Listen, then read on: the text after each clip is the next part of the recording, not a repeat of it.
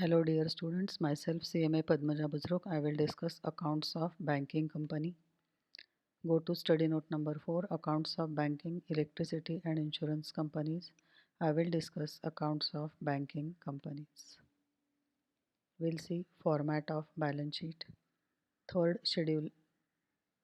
In the third schedule, format of balance sheet is given. Section 29. Form A, form of balance sheet of name of the bank you are supposed to write. Balance sheet as on. Amount you are supposed to make 2 column, current year as well as previous years. This is vertical format. Capital and liabilities total, assets total. Total of capital and liabilities should match with total of assets. Under capital and liabilities, capital you are supposed to make first schedule, do all the adjustments there itself, and net amount is to be shown in current year column. Reserves and surplus, schedule number 2, all adjustments to be done in schedule number 2, and net figure only is to be shown in the current year column. Deposits, schedule number 3, borrowings, schedule number 4, other liabilities and provisions, schedule number 5. For capital and liabilities, 5 schedules are there. Schedule number 1 to 5 take the total. Assets, cash and balance with RBI, schedule number 6. Balance with bank and money at call and short notice, schedule number 7. Investments, schedule number 8. Advances, schedule number 9. Fixed assets, schedule number 10. Other assets, schedule number 11. 6 to 11 prepare schedules, and whatever is the final amount of these schedules to be written in the current year column, take the total of schedule number 6 to 11 should match with 1 to 5. 1 to 5 is liability, 6 to 11 are assets. Contingent liability, schedule number 12, it is not to be taken into consideration in total. Bill for collection, you are supposed to write only amount for bill for collection. No schedule is specified for this. Now we'll see Form B, format of profit and loss account. For the year ended, again 2 amount columns for the current year as well as previous year. Profit and loss account is in 4 sections. Section 1 is for income, 2 expenditure, 3 profit and loss account, 4th is appropriation.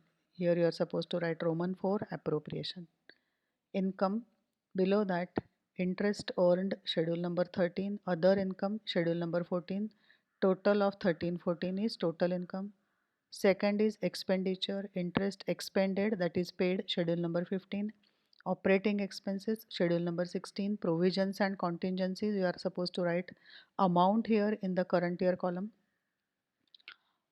No schedule is number is specified for this. You are supposed to prepare a note, provision and contingencies.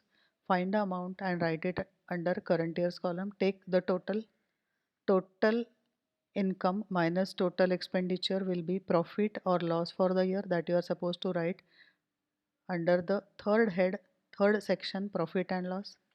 Profit or loss brought forward, last year's profit is to be added in current year's profit. If last year's loss is there, it is to be deducted. Find out the total. Total of 3 is same as total of 4. Once you get the total of 3, write it as total of 4. Total of 4 is appropriation, transfer to statutory reserve, transfer to other reserve, proposed dividend, and balance is carried forward to balance sheet. That is, it is to be shown in schedule number 2, reserves and surplus, as profit and loss account. Schedules, details of all the schedules we'll see now. Capital and liabilities, first schedule is capital, second schedule is for reserves and surplus. It includes statutory reserve, capital reserve, security premium, revenue and other reserve, and profit and loss account balance. Schedule number 3 is deposits. It includes demand deposit, saving bank deposit and term deposit. Schedule number 4 is borrowings. It includes borrowing from Reserve Bank of India, other banks, other institutions and agencies, borrowing outside India. Other liabilities and provisions, this is schedule number 5. It includes bills payable, inter-office adjustments net, interest accrued, Others including provisions, provision for bad debts, provision for taxation, etc. Inter-office adjustment, if it is given in the trial balance, you have to be very careful. If it has a credit balance, then it is other liabilities. If it has a debit balance, that is if it is in the debit column, record it as asset. If it is in the credit column, record it as liabilities. Now assets, schedule number 6 to 11 is for assets. Cash and balance with RBI. This is schedule number 6. Cash in hand including foreign currency notes and balance with Reserve Bank of India are shown under this item. Schedule number 7. Balance with other banks and money at call and short notice. Money at call is refundable at 24 hours notice, and money at short notice is refundable at 7 days notice. In this schedule number 7, in India, balance with bank, money at call and short notice are shown under this item. Outside India, current account, other deposit accounts, money at call and short notice. Schedule number 8 is investment. Investment in government securities, other approved securities, shares, debentures and bonds, subsidiaries and or joint venture, others, gold, etc. are shown under this item. Schedule number 9 is advances, that is you can call it as loans and advances also. Bills purchased and discounted, cash credit, overdraft and loans payable on demand and term loans, etc. are shown under this item. Schedule number 10 is fixed assets. Premises, other fixed assets including furniture and fixtures are shown under this item. Schedule number 11 is for other assets. Inter-office adjustment, interest accrued, tax paid in advance, stationery and stamps, non-banking asset acquired in satisfaction of claims are shown under this item. So schedule number 6 to 11 is for assets. Schedule number 12 is contingent liabilities. It is shown by way of footnote. It represents liabilities not provided in the balance sheet. Profit and loss account. Profit and loss account of banking company is also prepared in vertical form. Balance sheet is also in vertical form. Profit and loss account is also in vertical form. Form B of the third schedule of Banking Regulation Act 1949 is to be used for preparing profit and loss account. It is divided into 4 sections. Section 1 is income, section 2 is expenditure, section 3 is profit and loss, and section 4 is appropriations. Section 1 income. The schedules of sections are schedule number 13 is interest earned. It includes interest discount on advance bills, income on investment, interest on balances with RBI, etc. It should be noted that according to the new form, bad debts and provision for bad debts and other provisions are not to be deducted from interest earned. For greater transparency in accounts, these items are shown as separate item in profit and loss account. Schedule number 14, other income. It includes commission, exchange and brokerage, profit on sale of investment, profit on revaluation of investment, profit on sale of land, building and other assets, profit on exchange transaction, and income earned by way of dividend from subsidiaries.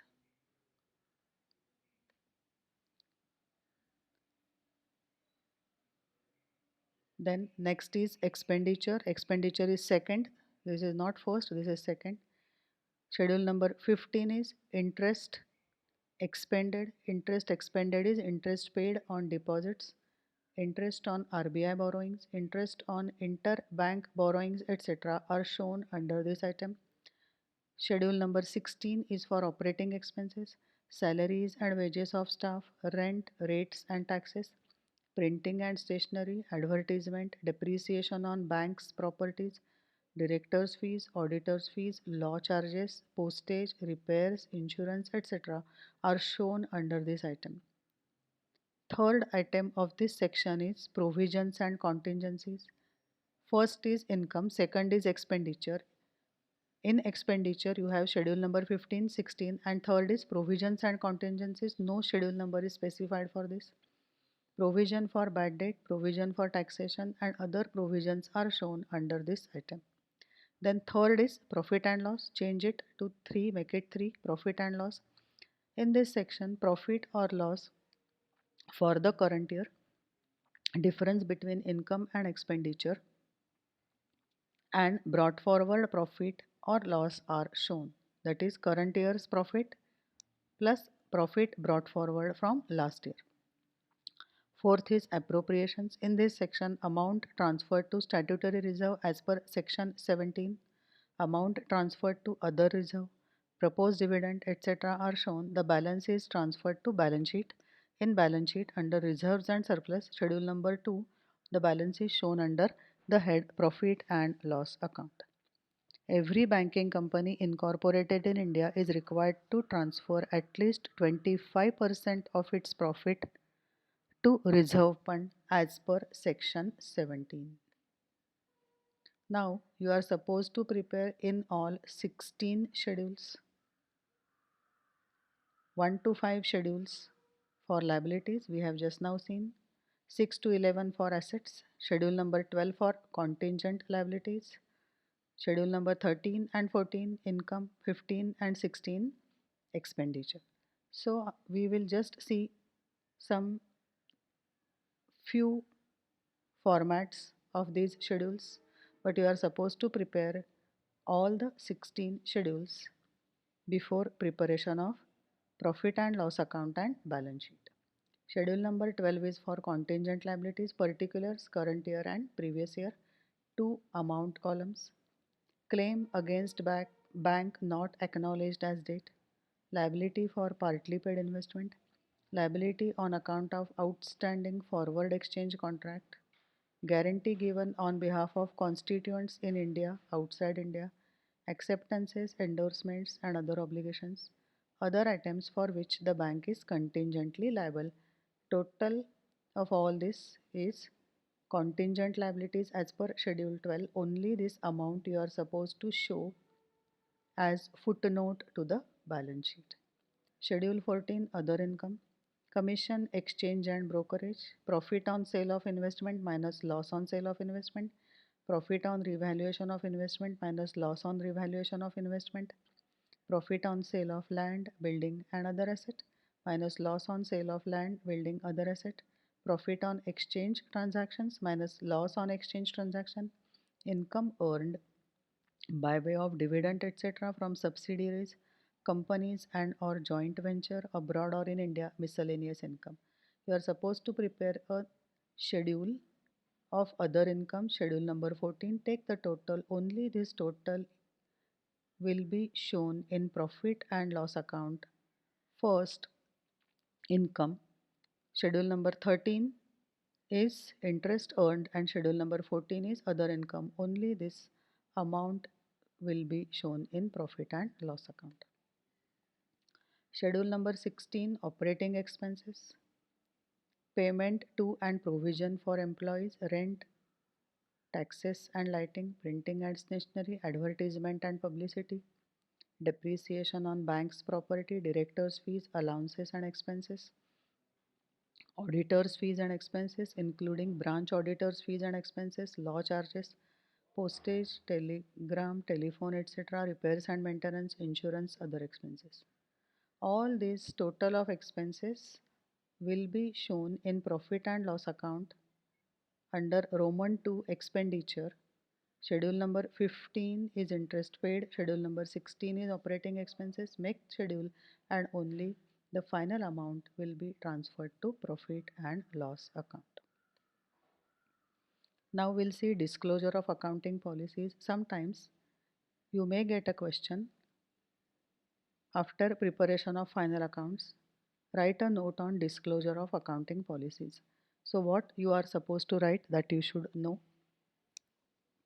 In order to show that financial position of bank represent a true and fair view, Reserve Bank of India has directed banks to disclose the accounting policies regarding the key areas of operations along with notes of accounts in their financial statements for the year ending 31st March 91 and onwards on regular basis. The accounting policies disclosed may contain the following aspects subject to modification by individual banks. First is general. The accompanying financial statements have been prepared on historical cost and conform to the statutory provisions and practices prevailing in India country. So first, in disclosure of accounting policies, first you are supposed to write, that is disclose, that financial statements are prepared on historical cost basis and they conform to statutory provisions prevailing in India. Second, transactions involving foreign exchange. Monetary assets and liabilities have been translated at the exchange rate prevailing at the close of the year, that is, they are translated at closing rate. Non-monetary assets have been carried in the books at historical cost, whereas non-monetary assets are shown at the historical cost. Monetary assets and liabilities refer to those assets and liabilities whose value is measured and stated in cash. For example, cash, debtors, bills receivable, creditors, bills payable. These are known as monetary assets and liabilities. They are to be translated at the closing rate, whereas non-monetary assets like fixed assets, investments are to be carried at historical cost.